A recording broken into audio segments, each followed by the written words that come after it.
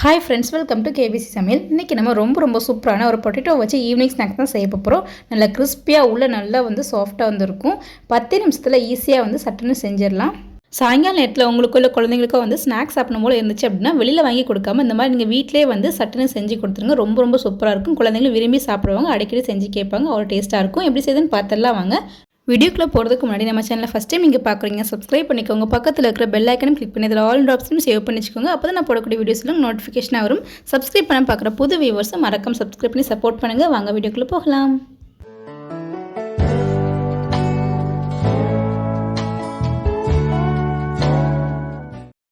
நான் 2 medium size உருளைக்கிழங்கு நல்லா வாஷ் பண்ணி வச்சுருக்கேன். நீங்கள் உங்களுக்கு தேவையான அளவுக்கு உருளைக்கிழங்கு எடுத்துக்கோங்க. இப்போ இந்த உருளைக்கிழங்குக்கு மேலே இருக்கிற தோலை நம்ம எடுத்துடலாம். இதே போல் நம்ம 2 உருளைக்கிழங்கோட தோலையும் நம்ம சீவி எடுத்துடலாம். இப்போ உருளைக்கிழங்கு கலர் மாறாமல் இருக்கிறதுக்காக தண்ணியில் போட்டு வச்சுருக்கேன். இப்போ இந்த தண்ணியிலே நம்ம உருளைக்கிழங்கை சீவி போட்டுடலாம். நம்ம இஞ்சிலாம் துருவோம் இல்லையா, அதை வச்சு நம்ம துருவி போட்டுப்போம். அந்த சின்ன ஹோல் வச்சு துருவாமல் கொஞ்சம் பெரிய ஹோல் இருக்கும் பார்த்திங்களா, அந்த வச்சு துருவி போடுங்க. நான் இப்போ எல்லா உருளைக்கிழங்கையும் துருவி போட்டுட்டேன். நான் டேரெக்டாக தண்ணியிலே சேர்த்துக்கிறேன். நீங்களும் அதே போல் தண்ணியிலே துருவி போட்டுக்கோங்க. இல்லைன்னா உருளைக்கிழங்கு சட்டு கலர் மாறிடும். உருளைக்கிழங்கு நல்லா 2லேருந்து 3 தடவை நல்லா வாஷ் பண்ணி எடுத்துக்குவோம். அப்போ தான் உருளைக்கிழங்குல இந்த ஸ்டார்ச் எல்லாமே போகும். நல்லா இந்த மாதிரி நீங்கள் கசக்கி விட்டு நல்லா கழுவி எடுத்துக்கோங்க. தண்ணி நல்லா தெளிஞ்சு வர அளவுக்கு நல்லா நீங்கள் கழுவி எடுத்துக்கோங்க. இப்போ நான் 3லேருந்து 4 தடவை நல்லா வாஷ் பண்ணி வச்சுருக்கேன். இப்போ இதில் ஒரு காட்டன் துணியில் போட்டு அந்த எக்ஸ்ட்ரா இருக்கிற எக்ஸஸான தண்ணி எல்லாத்தையும் நல்லா பிழிஞ்சு எடுத்துக்கோங்க. தண்ணி எதுவுமே இருக்கக்கூடாது. அந்தளவுக்கு நல்லா நம்ம பிழிஞ்சு எடுத்து வந்துடலாம். இப்போ தண்ணி எதுவுமே இல்லாமல் நல்லா துணியில் வச்சு நல்லா பிழிஞ்சு எடுத்துட்டேன். பாருங்கள், கொஞ்சம் கூட தண்ணி எதுவுமே இல்லை. இந்த அளவுக்கு இருக்கணும்.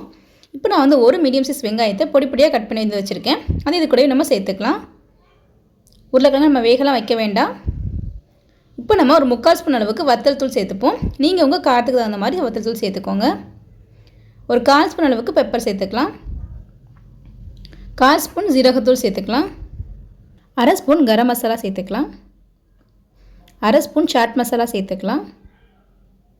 1 ஸ்பூன் இஞ்சி பூண்டு பேஸ்ட் சேர்த்துக்கலாம். நீங்கள் இஞ்சி பூண்டு பேஸ்ட்டுக்கு பதிலாக இஞ்சி பூண்டு பொடியாக கட் பண்ணி கூட சேர்த்துக்கலாம், நல்லாயிருக்கும். தேவையான அளவுக்கு உப்பு சேர்த்துப்போம். இப்போ 3 ஸ்பூன் அளவுக்கு கார்ன்ஃப்ளவர் மாவு சேர்த்துக்கலாம். எல்லாத்தையும் சேர்த்து நல்லா நம்ம மிக்ஸ் பண்ணி விட்டுடுவோம். நம்ம கார்ன்ஃப்ளவர் மாவு சேர்த்தா தான் உடையாமல் வரும். அதுக்காக தான் கார்ன்ஃப்ளவர் மாவு சேர்க்குறோம். தண்ணி எதுவுமே சேர்க்க தேவையில்லை. நல்லா நம்ம மிக்ஸ் பண்ணி விட்டுடுவோம். அந்த உருளைக்கிழங்கோட அந்த வெங்காயம் நம்ம சேர்த்துருக்க மசாலா கார்ன்ஃப்ளவர் மாவு எல்லாமே நல்லா மிக்ஸ் ஆகணும். அந்தளவுக்கு நல்லா நம்ம கலந்து விட்டுக்கலாம். உருளைக்கிழங்கு நல்லா துருவி போட்டுக்கிறனால டேஸ்ட் ரொம்ப சூப்பராக இருக்கும். சாப்பிட்றதுக்கு நல்லா கிறிஸ்பியாக சூப்பராக இருக்கும். நல்லா நம்ம மிக்ஸ் பண்ணி விட்டாச்சு. ஃபஸ்ட்டு தண்ணி பத்தாத மாதிரி இருக்கும். உருளைக்கிழங்கு அந்த தண்ணி ஊறி வரும். ஸோ அதிலே மிக்ஸ் பண்ணுறதுக்கு கரெக்டாக இருக்கும். நல்லா நம்ம மிக்ஸ் பண்ணி விட்டாச்சு. உங்களுக்கு இந்த கார்ன்ஃப்ளவர் மாவு காணாத மாதிரி இருந்துச்சு அப்படின்னா இன்னும் கொஞ்சம் கார்ன்ஃப்ளவர் போட்டு நல்லா நீங்கள் மிக்ஸ் பண்ணி விட்டுக்கோங்க. இப்போ தண்ணி எதுவுமே சேர்க்காம நல்லா நம்ம மிக்ஸ் பண்ணி எடுத்துகிட்டு இப்போ செய்ய ஆரம்பிச்சிருவோம். கையிலேருந்து கொஞ்சமாக நெய்யில் எண்ணெய் சேர்த்துக்கலாம். நான் எண்ணெய் நல்லா ஃபுல்லாக தேய்ச்சி விட்டுக்கிறேன், ஒட்டாமல் வர்றதுக்காக. இப்போ ஒரு பெரிய அளவுக்கு ஒரு பால் எடுத்துப்போம். ரொம்ப பெரிய பாலும் எடுக்க வேணாம், ரொம்ப சின்னதாக எடுக்க வேணாம். ஒரு மீடியம் சைஸில் எடுத்துகிட்டு உள்ளங்கையில் வச்சு இந்த மாதிரி தட்டி எடுத்துக்கலாம். நம்ம ரவுண்ட் ஷேப்லேயும் போடலாம், இல்லைனா ஸ்கொயர் ஷேப்லேயும் போடலாம். உங்களுக்கு விருப்பமான ஷேப்பில் நீங்கள் போட்டுக்கோங்க. நான் இன்றைக்கி ஸ்கொயர் ஷேப்பில் போடுறேன். இந்த மாதிரி நம்ம நல்லா தட்டி விட்டுக்கலாம். நீங்கள் ரவுண்ட் ஷேப்பில் கூட போட்டுக்கலாம், உங்களுக்கு விருப்பமானது தான். இந்த மாதிரி நல்லா தட்டி விட்டுட்டேன். பாருங்கள், நல்லா ஸ்கொயர் ஷேப்பில் போட்டாச்சு. இப்போ எண்ணெயில் பொரிச்சு எடுத்துப்போம். நான் எண்ணெய் நிறைய சேர்த்து டீப் ஃப்ரை பண்ண போகிறது கிடையாது. கொஞ்சமாக எண்ணெய் சேர்த்து ஷாலோ ஃப்ரை தான் பண்ண போகிறேன். நிறைய எண்ணெய் சேர்க்கணும் அவசியமே இல்லை. இப்போ ஒவ்வொன்றா தட்டி நம்ம சேர்த்துக்கலாம். இதே போல் நம்ம எல்லாத்தையும் தட்டி போட்டு பொரிச்சு எடுத்துக்கலாம். நம்ம கொஞ்சமாக எண்ணெய் ஊற்றலாம், நல்லா கிறிஸ்பியாக வரும். இங்கே ஒரே நேரத்தில் மொத்தத்தையும் சேர்க்காமல் உங்கள் கடையோட அளவை பொறுத்துட்டு 3 இல்லை 4 போட்டு நீங்கள் நல்லா ஃப்ரை பண்ணி எடுத்துக்கோங்க. நம்ம நிறைய சேர்த்துட்டோம் அப்படின்னா நம்ம ஒன்று பிரட்டி போடும்போது உடைய ஆரம்பிச்சிடும். ஏன்னா எண்ணெயில் இருக்கும்போது ரொம்ப சாஃப்டாக இருக்கும். நம்ம போட்ட உடனே பிரட்டி போட்டுறக்கூடாது. ஸ்டவ் நல்லா மீடியம் ஃப்ளேமில் வச்சுட்டு கீழே நல்லா வெந்து கொஞ்சம் செட் ஆகி வரட்டும். அதுக்கப்புறம் நம்ம பிரட்டி போட்டுக்கலாம். இப்போ ஒரு சைடு நல்லா வெந்துடுச்சு. இப்போ நம்ம பிரட்டி போட்டுடுவோம். 2 கரண்டி யூஸ் பண்ணி அந்த மாதிரி பிரட்டி போட்டுக்கோங்க. பாருங்கள், கொஞ்சம் கூட உடையாமல் அவ்வளோ சூப்பராக வந்திருக்குன்னு பாருங்கள். இந்த ரெசிபி செஞ்சு முடிக்கிற வரைக்கும் நீங்கள் ஸ்டவ் ஃபுல்லாகவே மீடியம் ஃப்ளேமில் வச்சுக்கோங்க. ஹை ஃப்ளேமில் வச்சிட்டிங்கன்னா மேலே கரிஞ்சிடும், உள்ளே வேகாது, பச்சையாகவே இருக்கும், நல்லா இருக்காது.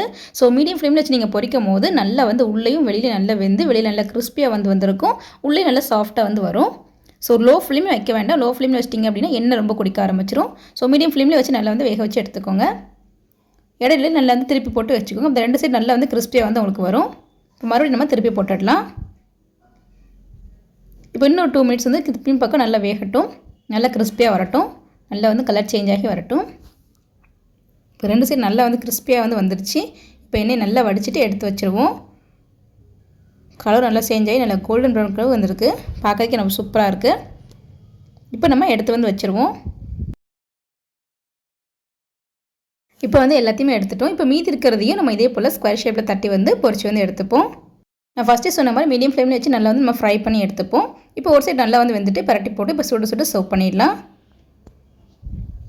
இப்போ நம்மளுடைய பொட்டேட்டோ ஸ்நாக்ஸ் வந்து சூப்பராக வந்து ரெடி ஆகிடுச்சு. வெளியே நல்லா கிறிஸ்பியாக உள்ள நல்லா வந்து சாஃப்ட்டாக இருக்கும். இது கூடவே நம்ம வந்து டொமேட்டோ கெச்சப் வந்து வச்சுருக்கோம். தொட்டு சாப்பிடும்போது டேஸ்ட் வேறு லெவலில் இருக்கும். கண்டிப்பாக நீங்கள் ட்ரை பண்ணி பாருங்கள். எல்லாருக்குமே ரொம்ப பிடிக்கும். சாயங்கால நேரத்தில் நமக்கு வந்து சுட சுட ஏதாவது சாப்பிடும் போல இருக்கும். அந்த நேரத்தில் வந்து டீயோட இந்த மாதிரி நீங்கள் சுட சுட நீங்கள் சர்வ் பண்ணும்போது ரொம்ப ரொம்ப சூப்பராக இருக்கும். குழந்தைங்கலேருந்து பெரியவங்க வரைக்கும் எல்லாருமே விரும்பி சாப்பிடுவாங்க. அவ்வளோ சூப்பராக இருக்கும். கண்டிப்பாக நீங்கள் ட்ரை பண்ணி பாருங்கள். 10 நிமிஷத்தில் ஈஸியாக செஞ்சு முடிச்சிடலாம்.